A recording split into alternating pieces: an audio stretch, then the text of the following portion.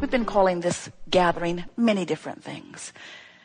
For years, it was about law of attraction. Jerry said 25 years ago to us, Abraham, are there laws like the law of gravity that govern this universe? And we said, there is one law really worth understanding, and that is law of attraction. And that law says, that which is likened to itself is drawn. And then later, as we began talking about law of attraction and how you get what you think about whether you want it or not, we watched so many of our physical friends struggling with the idea of it because they could not seem to control their thoughts. Their thoughts were well embedded within them. And we would see so many of you offering a thought or a statement, and then you go, cancel, try to suck it back before law of attraction got hold of it. And we realized that, in a sense, as we were calling this the science of deliberate creation, that you were putting so much pressure on yourself to be the deliberate creator. We wanted to explain to you that you cannot help but be the creator of your own experience. We wanted to explain to you that there are 3 steps to the process, and 2 of them you don't even have to think about. Step 1 is ask, and life just insists that you ask all day, every day. You knew that when you came forth. You knew that your life would cause you to ask. And you knew that when you asked, that the source within you would answer. Not only answer, the source within you would literally be the vibrational equivalent of everything that you're asking for. Every amended detail that your day-to-day experience causes you to ask for, the source within you becomes. And then, step 3 is where all of your attention must be. You must find a way, somehow, some way, to bring yourself into vibrational frequency of that which you're asking for. In other words, when you're asking for more money, you must not continue to tell the story, I don't have enough money. You cannot continue to point out the absence of something you want without holding yourself in resistance to something that you want. You cannot continue to tell the story of what is if you want something to change. Because as you tell the story, you activate the vibration within you. But it isn't just that you don't get the money you want or the lover you want when you beat the drum of the absence of it. It's not only about that. We know for most of you, that's what it's about. Just give me the money and the lover and then I'll be good. But it's far more than just not obtaining the things or experiences that you want. It's that when you beat the drum of the absence of something that you have become, you tear yourself apart. You don't feel good. And the result is you feel the negative emotion that is the indicator of that, you see. The art of allowing is the process that you want to learn. Law of attraction is at the basis of all things. And the art of allowing is the way you apply your understanding of the gap between who you are in this body and who you really are. It's the way you manage your vibrational gap.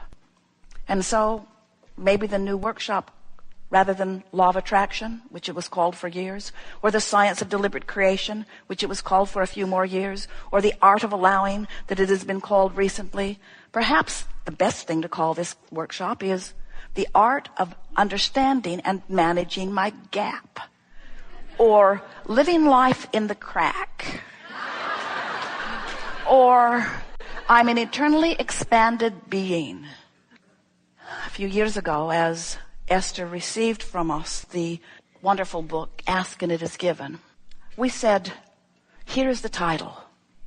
I am source energy, and from my source energy perspective, I make a decision to come forth into the physical form. And a small part of that which is me expresses itself into the physical environment where the contrast and the socialization that surrounds me inspire me in my human form to a new and expanded version of every idea that I consider. And as those ideas emanate from me in the form of preferences or desires or prayers or requests, the non-physical energy surrounds those and becomes the vibrational equivalent of that. And law of attraction responds to that vibrational equivalent with such forcefulness that a stream of energy pulls forward toward it, toward the expanded version of me, and creates a sort of vortex that if I let go of resistance and doubt, if I let go of unworthiness and unfairness and injustice, if I focus upon the brightest spots that I can find in my physical time-space reality or beyond, I will let loose of resistance, and the stream will carry me to the exalted expression of who I truly am. Publisher said it was much too long. So he gave it the title, Ask and It Is Given, which says exactly the same thing.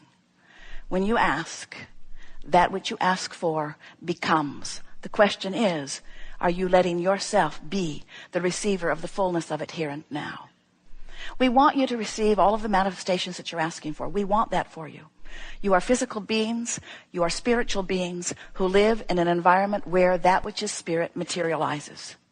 And so it is right that you would be surrounded by these things that matter to you. But it is our desire that as you leave this gathering today, that you have a newfound resolve within you that goes like this. Nothing is more important than that I feel good. Today, wherever I'm going, no matter what I'm doing, no matter who I'm doing it with, no matter where I am, it is my dominant intent to look for that which I'm wanting to see.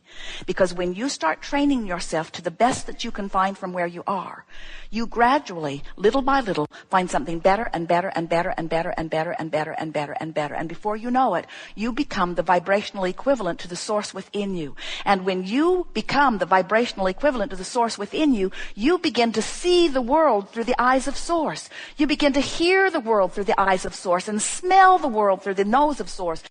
So the way you begin to understand and manage your thoughts is by understanding this very brief story. We're going to give you the story of your origin, and we're going to bring you right up to speed with who you are right here and now.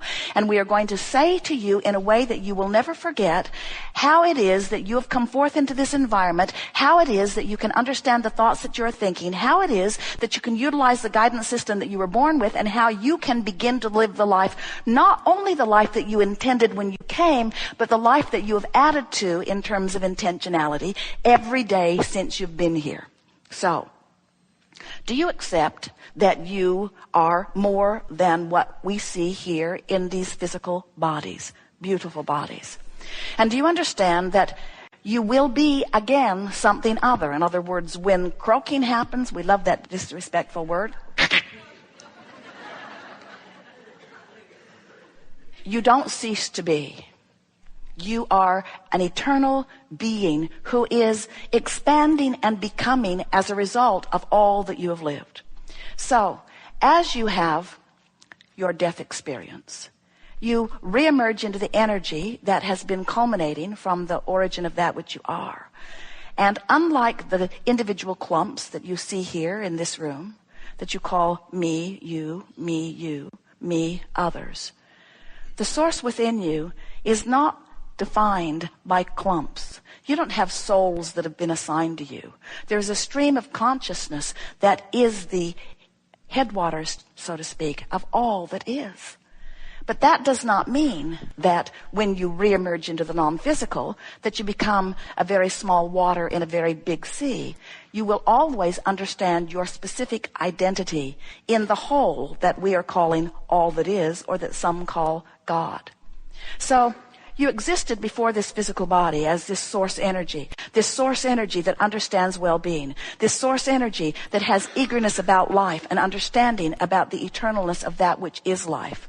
And a part of that consciousness is now expressed forward into this physical body, just like you planned. You said, I want to go forth into this magnificent leading edge physical format where there is variety and stability.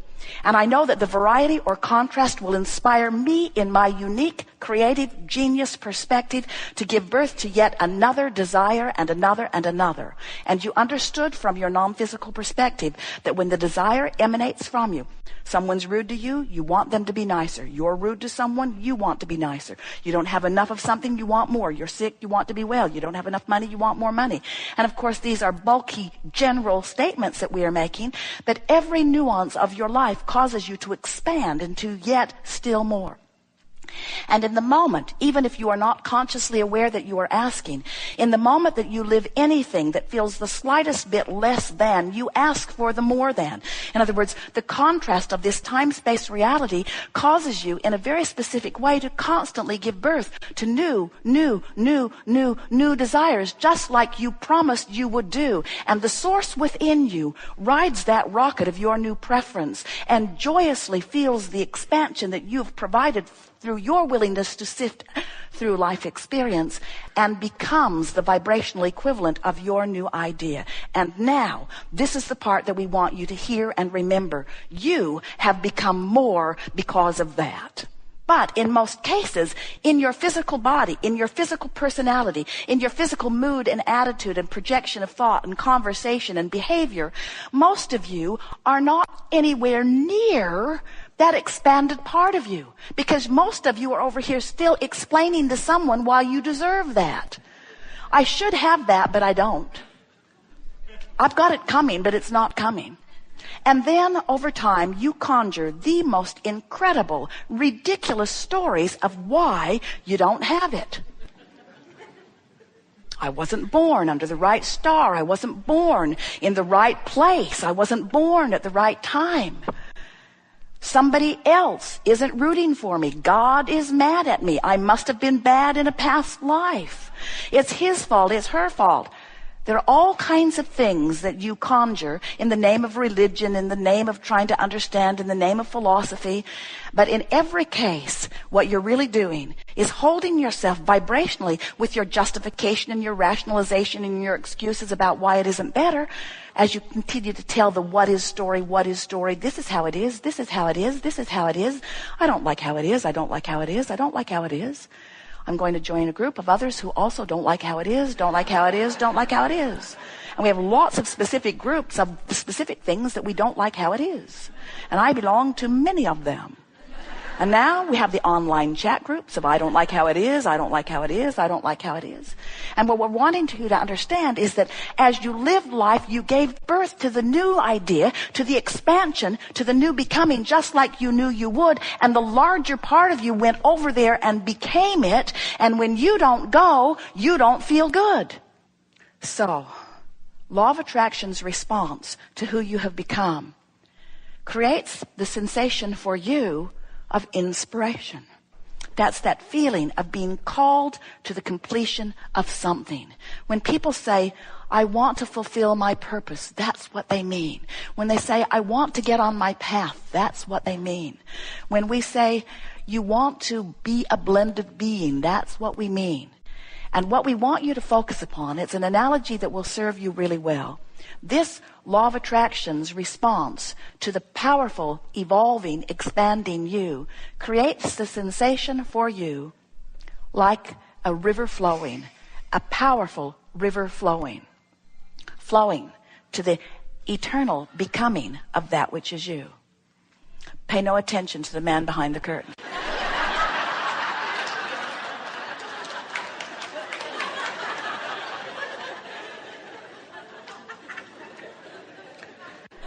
So as this non-physical energy is summoning, there is this powerful stream that feels to you like inspiration.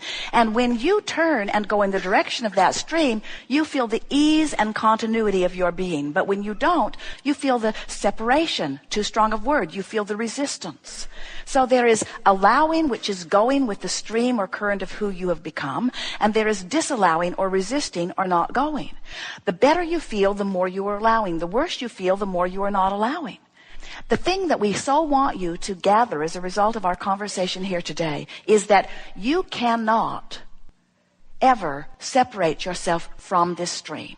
Jerry and Esther went whitewater rafting last summer. There were several of them. Several high school wrestling teams were on the water with them that day. And Jerry and Esther and their friends, 7 or 8 of them in the same boat. And it didn't occur to any of them, not even the high school wrestlers, to turn the boat upstream and begin paddling. It was obvious that the stream was going to have its way with them. And the river guide told them, this isn't Disneyland, folks. We can't turn this river off. And that's what we want to say to you. Your stream of becoming that was set into motion even before you got here into this physical body and has been added to tremendously ever since you got here into this physical body cannot be turned off. So we're not wanting to say you are without choice, because you do have choice. You can go willingly or not. And when you go willingly, you feel wonderful. And when you don't go willingly, you feel awful. Because this is certain. You cannot hold yourself behind that which life has caused you to become. When life gives you an expanding experience, you got to go or you don't feel good. We have enjoyed this interaction immensely.